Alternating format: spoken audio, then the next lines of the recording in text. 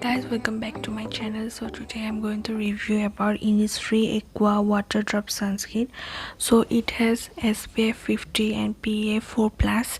So it comes of 50 ml of product, and the ingredients are good only, but it has fragrance, slight fragrance on it. आप लोग इस sunscreen की consistency देख सकते हैं। ये लाइट जेल टाइप की कंसिस्टेंसी है। आपको अगर सनस्क्रीन डीवी और ड्राई स्किन के लिए चाहिए तो ये बेस्ट सनस्क्रीन है, और आप इसमें इन्वेस्ट कर सकते हैं। ये बहुत अच्छी सनस्क्रीन है। Do try this out, and for oily people I can recommend this one because it will make your skin greasy, and mainly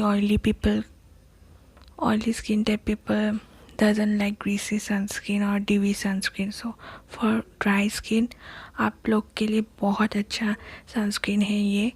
आप ज़रूर ट्राई कीजिए। अगर आपको ये वीडियो अच्छा लगा तो लाइक कीजिए, शेयर कीजिए, और आपको और अलग रिव्यू चाहिए तो कमेंट कीजिए प्लीज़। बाय।